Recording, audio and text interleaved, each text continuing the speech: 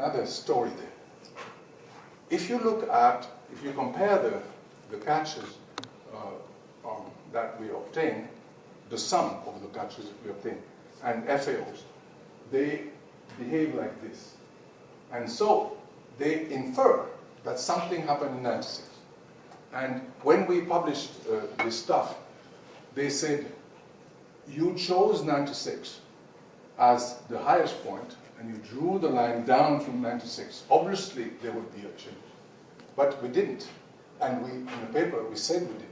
We used what is known as segmented regression. You have bits of regression that are fitted to the data, and the break is found by the routine, not by you. So 96 was found as a break point, not by us. And I had another colleague, who also questioned the consistency of this. And it was suspect.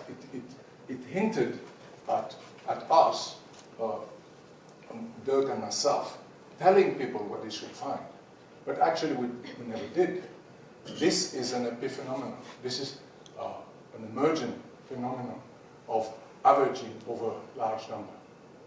It's like telling people they got a normal curve because they cheated. They use a normal curve and then they apply it to the sample. No, if you have lots of cases, you will end up with a normal curve. But this problem that people thought we did it from an assumed sum that we impose on people, it is probably what they would have done themselves, because they cannot imagine that we did all the work from the bottom up.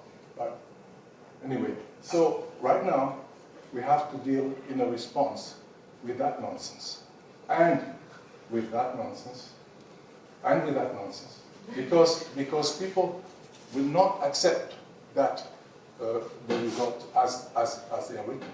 It's bizarre. Anyway, the results indicate that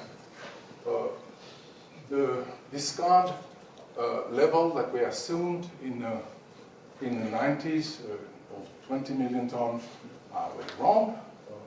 They also show that recreational fisheries produce about 1 million tons per year, that artisanal fisheries produce about 20 million tons per year, but even though this is little, relatively little relation to the total catch, this is fish that goes directly in and out of people, especially in the rural area.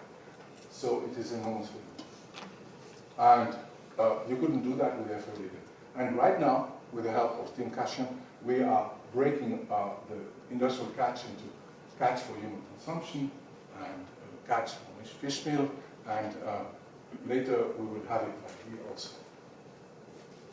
And I'm going back to this comparison at the end, which is you can now compare small scale and large scale and infer certain quantities, and you can ask yourself why governments continue to subsidize large scale fisheries while small scale fisheries are ecologically and socially so much better.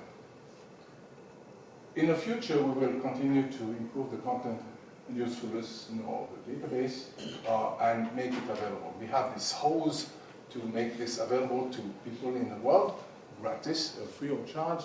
We spend lots of time on making this data available. And we correct everything that people tell us is wrong. And we will gradually add more and more data to that.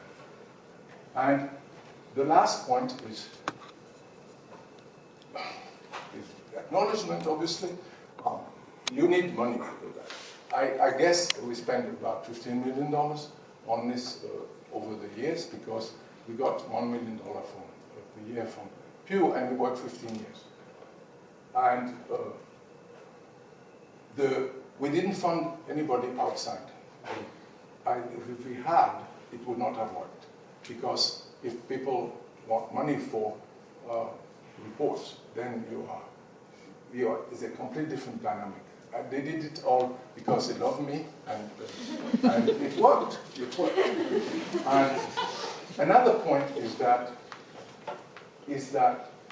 my student and collaborators, many are here, or here, played an immense role.